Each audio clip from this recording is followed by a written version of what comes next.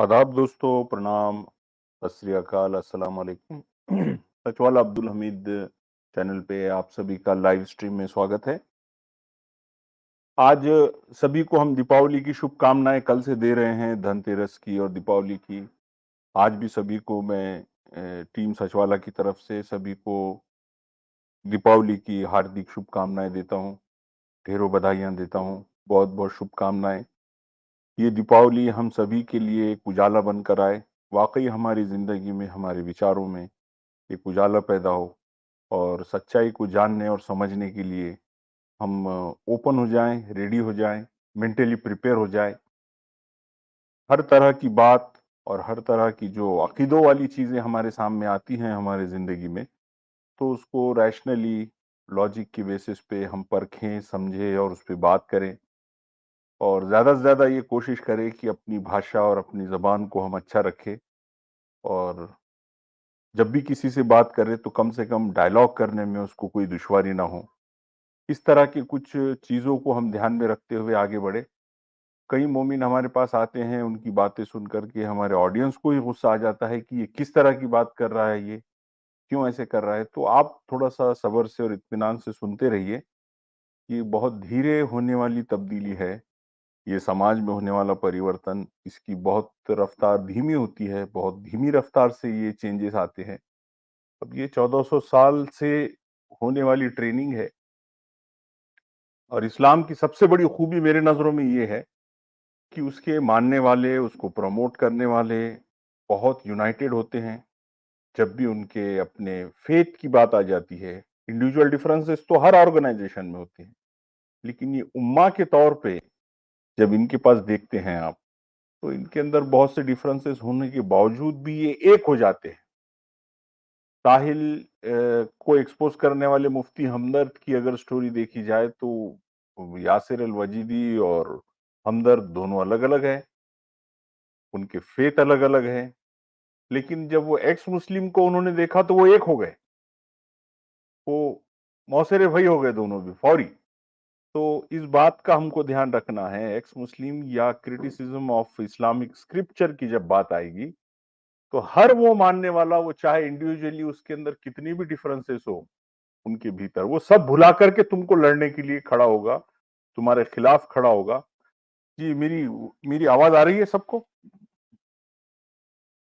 मेरी आवाज आ रही है कि आवाज हाँ, हाँ जी, आ रही सर। कोई चेंज है आवाज में? नहीं, बराबर आवाज़ है। हाँ, ठीक है।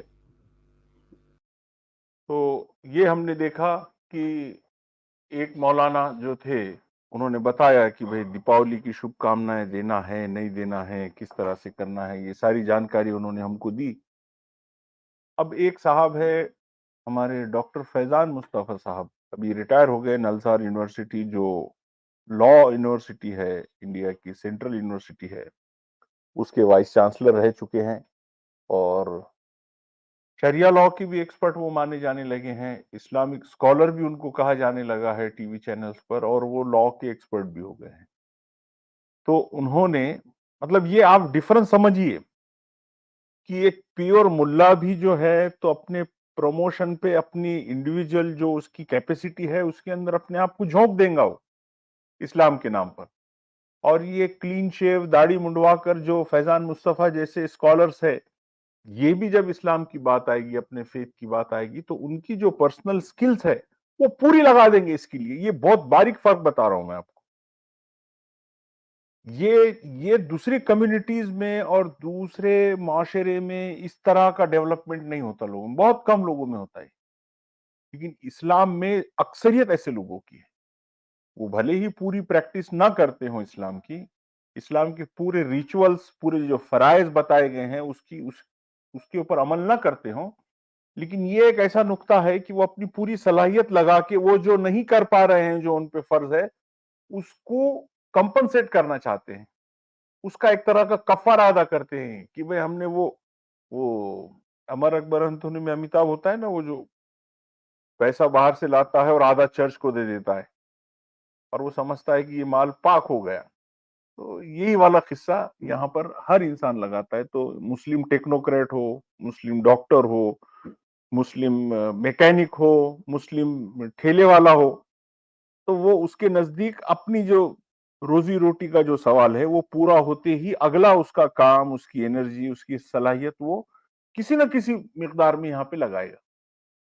इसकी दूसरी मिसाल आप ये देख सकते हैं कि कोई पंच वक्त नमाजी ना हो मुसलमान, लेकिन कहीं सूबे का इज्तिमा है, सूबे का जोड़ है, सूबे का बहुत बड़ा मजलिस है, तो देखिए ठेले वाले को भी देख लीजिए और एक डॉक्टर को भी देख लीजिए, अपना काम छोड़ देता हूँ कि भाई नहीं नहीं नहीं, उस दिन तो इज्तिमा है, बड़े मौलाना आने वाले हैं, लोग जमा होने वाले हैं, उस दिन नहीं करेंगे हम। और हमारे हिंदू भाई जब अगर कोई मुस्लिम का इज्तिमा है तो अपने खेत दे देते हैं कि भाई ये खेत पे आप पेंडल लगाइए, हमारी ये खेती पाक हो जाएंगी, हमारी जमीन पाक हो जाएंगी, ईश्वर का, अल्लाह का नाम तुम यहाँ लेंगे तो। ये ऐसे अजीबो गरीब जो हमारे हिंदू भाई रहते, जो उनके साथ ताउन करते और उनको देना शुरू करते, उनको कोऑपरेट करना शुरू करते।